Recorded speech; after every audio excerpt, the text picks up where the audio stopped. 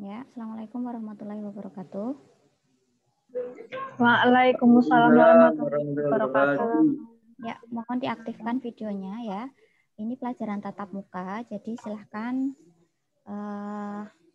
saya mau lihat. Ya, hari ini saya nggak tahu nih ke depan saya itu bentrok dengan keperawatan maternitas S1 semester 4. Nah, nanti kita kontrak ya. Kalian kalau hari Selasa, misalnya untuk Zoom, setelah jam 9 ada nggak? Ada kuliah nggak? Hari Selasa kuliahnya apa aja, Mbak? Bentar, Bu.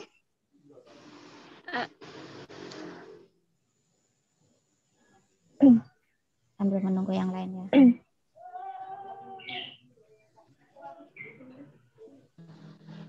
Maternitas sama keperawatan anak, terus keperawatan jiwa, Bu. Keperawatan anak jam berapa? Jam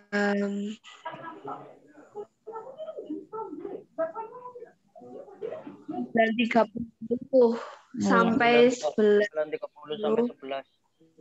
11.10? Kalau perawatan 11.10 sampai 12.50 ada nggak?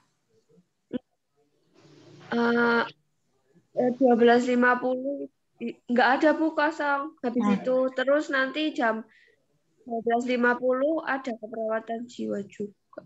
Ya, kalaupun bentrok saya kalau nggak tukeran dengan anak jam 9.30, kalau pas nge-zoom kayak gini saya tukeran dengan saya undur jam 11.30 ya.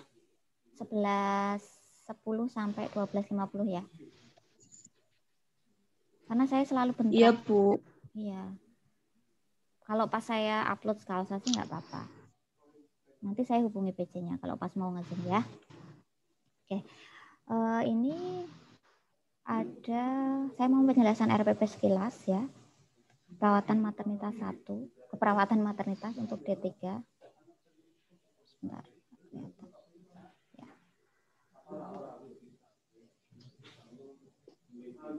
Ada yang tahu berapa SKS?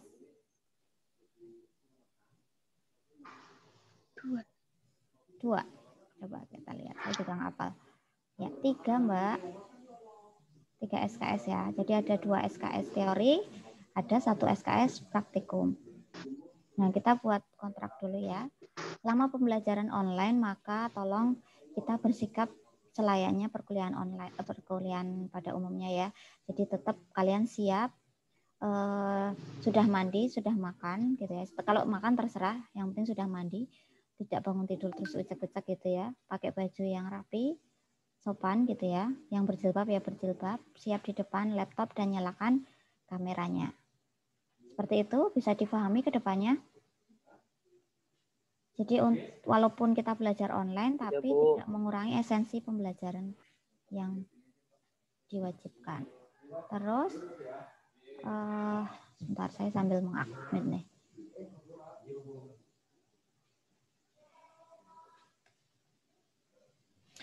Materi untuk ini ada post test 5 kali ya.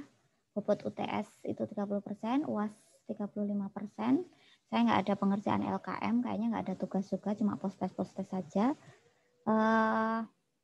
Jadi tugasnya itu masuk dalam post test, soft skill 10%. Nah, yang dimaksud dengan nilai 10% itu saya akan menggunakan soft skill Anda ketika pembelajaran online ini. Jadi kalau ada yang terlihat tidak menyalakan video, ditanya tidak berespon, itu saya anggap soft skill-nya dia tidak niat untuk pembelajaran. Ya, kadang kan dipanggil-panggil, dianya kemana, tidur, cuma video dimatikan, audionya dinyalakan, seperti itu kan. Nah, itu termasuk dalam nilai soft skill. Ya. Oh, maaf, ini diturunkan. Ya. Terus, hari ini kita harusnya belajar anatomi reproduksi gitu ya. Ini pembelajaran semuanya ini saya seminggu 2 kali ya, saya dengan Putin. Selasa dan hari Kamis. Ya, Kamis jam 12.50. Nah, berarti nanti hari Kamis karena libur tetap saya upload di Skalsa saja ya untuk bisa kalian unduh sewaktu-waktu. Terus setiap Selasa saya, Kamis rutin. Nah, kayak gitu kan. Kebetulan saya Selasanya banyak sekali nih. UTS pada tanggal 26 sampai 30 April. Kemudian ingat yang ada nilai 5%-5%-nya itu berarti ada poin post test di Skalsa. Nanti silahkan cek di Skalsa dikerjakan. Waktu pengerjaannya sama seminggu ya. Seperti itu saja. Oh ya, nanti kita akan membahas tentang askep intranatal dan lain sebagainya.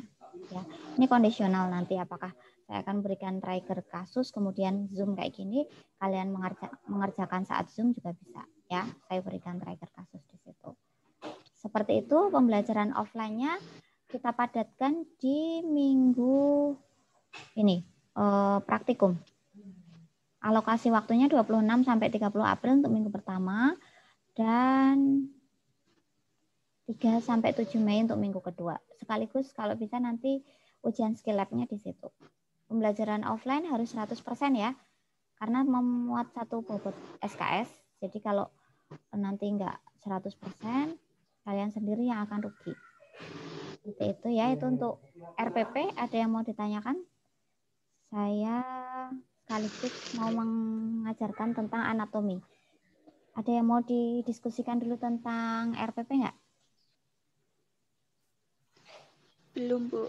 Belum ada, Bu. Belum ada. Paham ya, bisa dipahami ya. Jadi tugas bisa kondisional di pengerjaan askep saja, selebihnya adalah post test. Perhatikan, kerjakan post test setelah melihat videonya. Ya, jadi jangan sekarang pengerjaan post test hanya 1 kali. Jangan coba-coba minta Bu, sinyalnya error, saya terlogout. Berarti kalau mau mengerjakan post test, pastikan atau UTS UAS apapun, pastikan sinyal Anda terkoneksi dengan baik. Kalau menyadari di rumahnya kesulitan sinyal, silahkan gabung ke tempat WiFi yang koneksinya bagus. Ya, jadi memang niat untuk mengerjakan gitu. Ya, kecuali gangguan bencana alam, nah kita tidak bisa kondisikan, nah itu monggo. Kalau masih bisa kita kondisikan, diupayakan 1 kali pengerjaan selesai. Gitu ya, ini untuk RPP ya. Saya lanjut ke materi yang pertama. Oke. Masih ada yang belum menyalakan video? Semua ya. Kita akan membahas tentang anatomi fisiologi reproduksi. Sebenarnya anatomi fisiologi reproduksi ini akan kita bahas 2 kali, Senin dan Kamis. Nanti sisanya saya terangkan di hari Kamis ya. Ini saya jam 9 sebenarnya juga ada nguji skripsi nanti. Jadi sedapatnya sampai jam 9 ya. Setelah itu nanti saya upload di Skalsa di hari Kamis.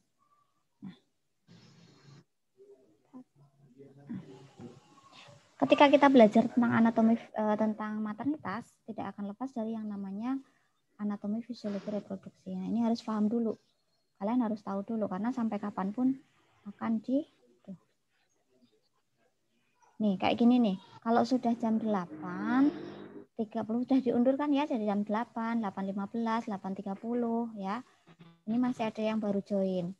Ini saya jadi ngadmitnya ini taktuk terlogout. Sebentar ya. Itu termasuk dari soft skill ya kalau belum bisa gabung di jam yang tepat. Mana tadi? Nah ini. Nah ini anatomi reproduksi perempuan. Nah besok kita akan belajar tentang yang laki-laki juga, jangan khawatir. Ini yang perempuan harus paham. Untuk bisa bereproduksi dengan alami, mohon maaf yang belum di-unmute, belum di-mute dulu ya. Dimatikan dulu. Vivi. Nah, ini siapa kawan? Jadi anatomi reproduksi itu ketika kita mau membahas tentang sebuah persalinan dan kehamilan, maaf ya, ini di kantor jadi agak ramai banget. Kita harus melihat apakah seorang perempuan itu anatominya sempurna atau tidak. Nah, ini anatomi perempuan. Ada vagina, ada serviks di sini ya. Nah, kalau kehamilan itu adalah di ovarium atau di uterus. Nah, ovarium adalah tempat produksinya sel telur atau ovum. Nah, ini adalah ovum yang sudah matang ya. Ini yang sudah matang. Jadi kita itu setiap kali lahir itu menghasilkan folikel primordial yang akan diubah menjadi folikel de Graaff. Kayak gitu. Nah, setiap wanita itu mempunyai 2 ovarium. Jadi untuk sekali siklus reproduksi ini 1 ovarium yang akan menghasilkan ovum. Nanti gantian kanan kiri. Nah, kenapa bisa jadi bayi kembar? Nanti kita akan bahas. Itu bisa jadi seorang perempuan tuh ovarium kanan dan kiri menghasilkan sel telur yang bersamaan dan kebetulan dibuahi oleh 2 sperma yang berbeda. Oh, seperti itu ya. Makanya terjadi bayi kembar. Ini anatomi reproduksi internal perempuan. Kita lanjut. Ini sistem reproduksi perempuan. Nih, ini keterangannya. Vagina atau vulva adalah jaringan lemak subkutan. Sebenarnya kalau wanita mempunyai vulva, itu kan ada jaringan lemaknya ya. Itu bukan tidak ada maksudnya Allah menciptakan itu ya. Jadi itu adalah bantalan ya. Merupakan jaringan ikat di atas simfisis pubis ya. Anda bayangkan kalau Anda kurus, kering, kerontang gitu ya, orang yang bulimia nervosa, nggak punya jaringan lemak, itu pasti kalau ini kita membahasnya secara akademis ya. Jadi jangan bayangkan yang aneh-aneh. Kalau Anda koitus gitu tidak ada bantalannya, nggak nyaman ya. Jadi Allah menciptakan orang mempunyai lemak itu salah satunya untuk bantalan dan untuk kehangatan tadi. Terus labia mayora, kehangatan itu maksudnya janin di dalam perut kan juga membutuhkan kehangatan ya. Ada labia minora, ada labia mayora di dalam vagina. Nah, labia mayora adalah 2 buah lipatan panjang yang melengkung. Nah, nanti ada sendiri videonya, gambarnya. Terus labia minora itu bagian bawah. Jadi kalau kalian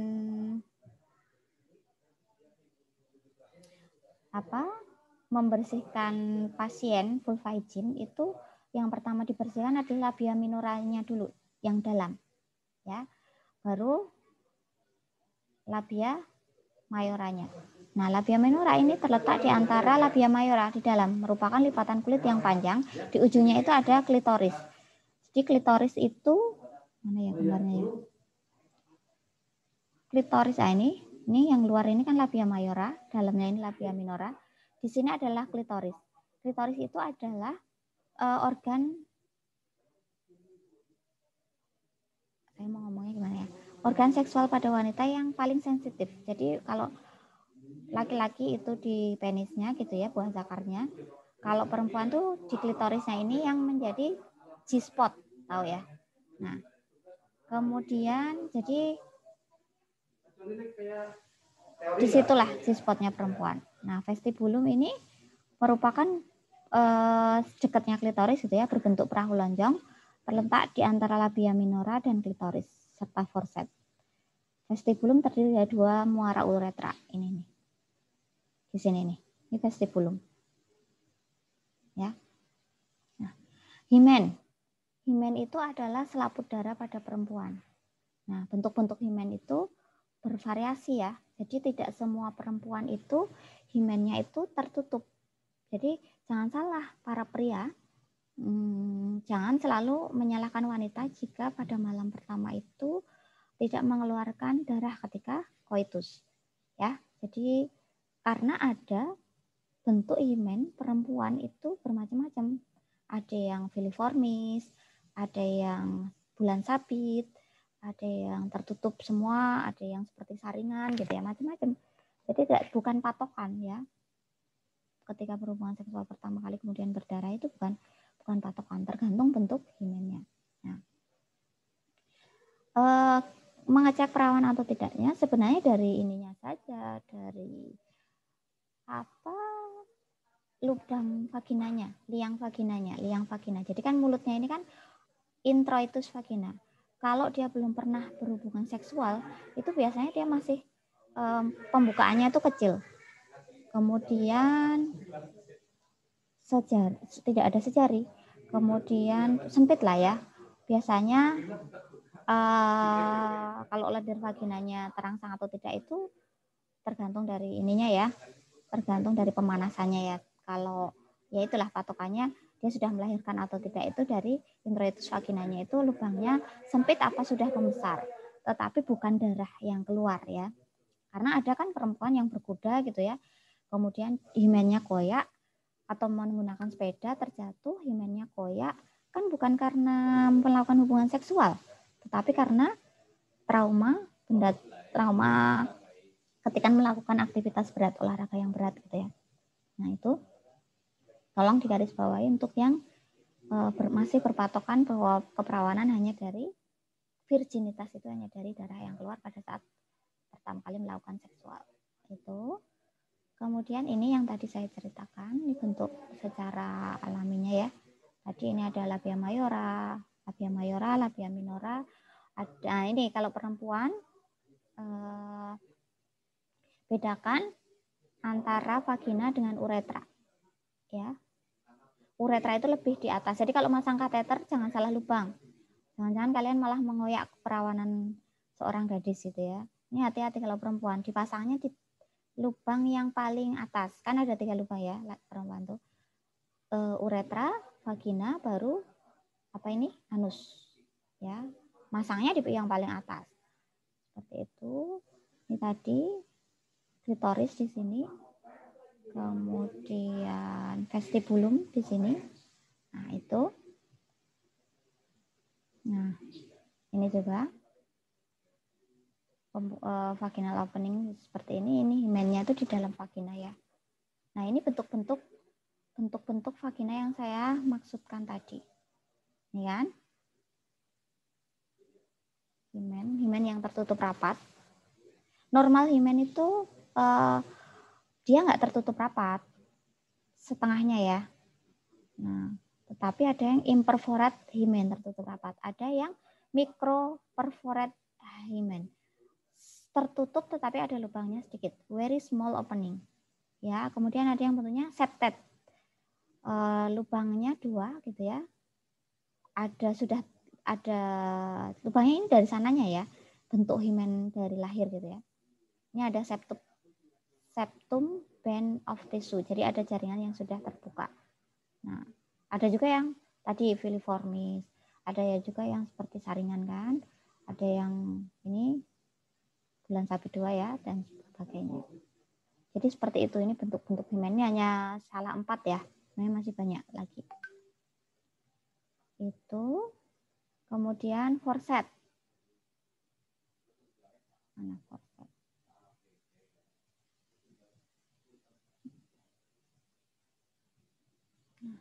Malah nggak ada.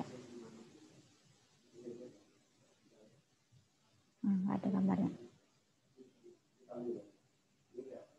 Forset itu adalah lipatan jaringan transversal yang pipih dan tipis terletak pada permukaan ujung bawah labia mayora. Di bawahnya sini, ini harusnya di sini tuh ada forset. Ini namanya fossa naviculare. Hampir sama ya, forset itu di sini nih ya. Ini hanya beda istilah saja, di atasnya ini. Ujung bawah, kalau ujung atas tadi kan vestibulum ya, ini ujung bawah adalah forset. Ya. Kemudian yang kita bahas perineum. Perineum tuh di sini, perempuan tuh, di bawahnya forset. Ini ada fungsinya. Jadi kalau perempuan melahirkan, perineum ini yang akan paling meregang. Jadi namanya perineum kaku atau lunak. Ini kan vagina akan membesar seukuran bayi ya. Nah, jaringan perineum ini, jaringan ikat yang ada di sini ya. Ini diciptakan Allah itu memang lentur. Jadi dia bisa meregang sesuai dengan ukuran kepala bayi. Jadi kalau ibunya itu terbiasa beraktivitas selama kehamilan, olahraga, yang paling gampang adalah mengepel dengan jongkok gitu ya, posisi sujud dan lain sebagainya. Ini perineumnya ini akan lentur sehingga memudahkan ketika melebar. Ya. Terus tinggal 8 menit lagi.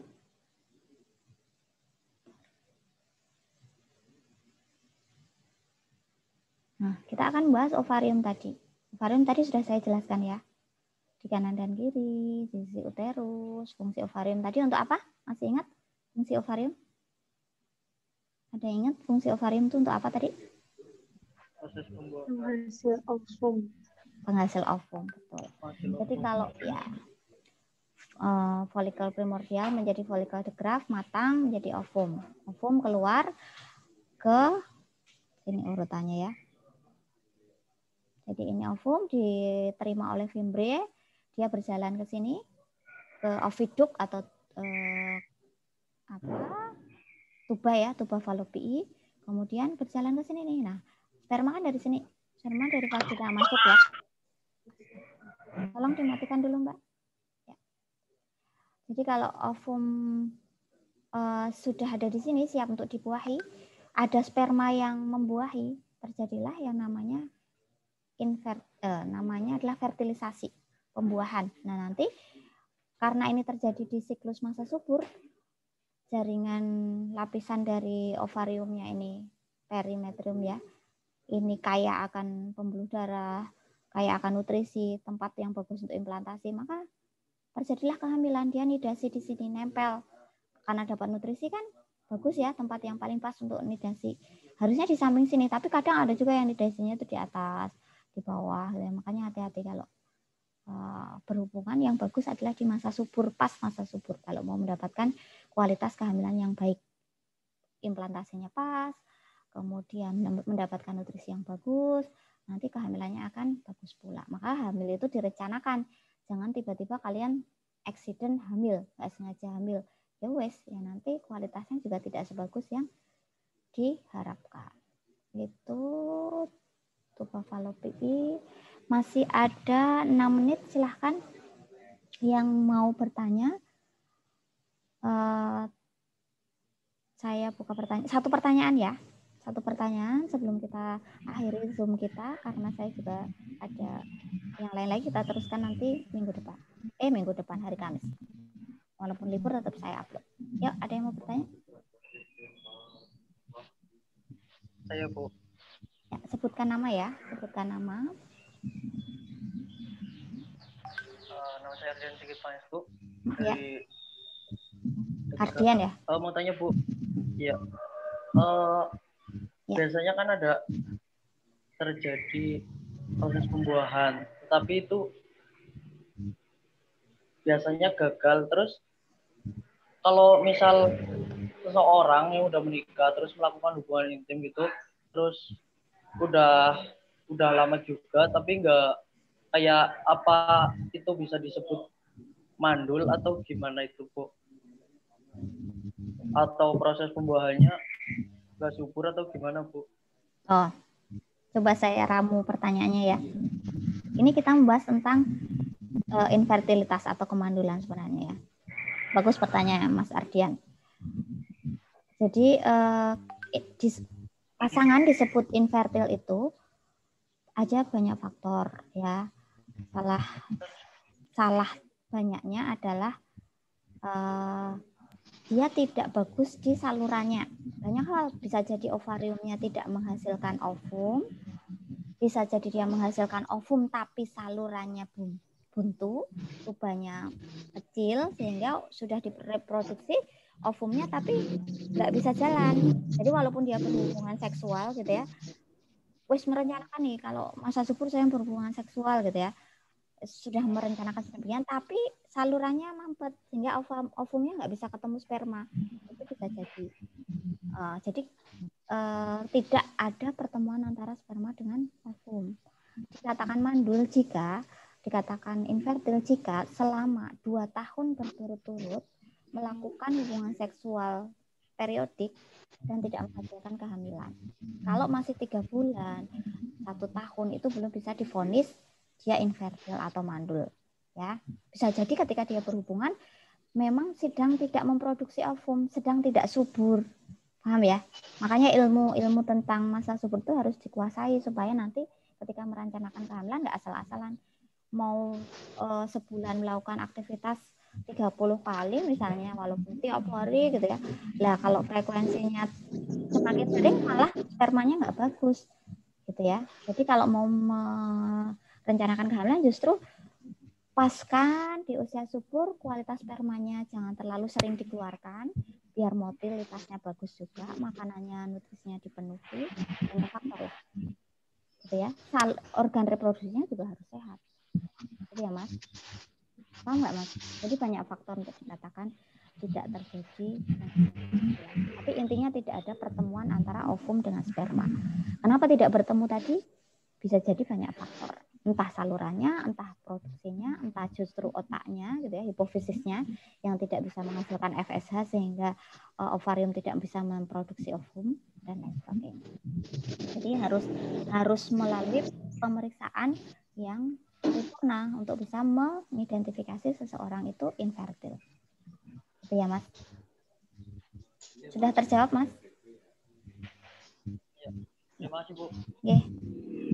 Seperti itu, sudah 58. Saya akhiri dulu ya untuk perkuliahan kita hari ini.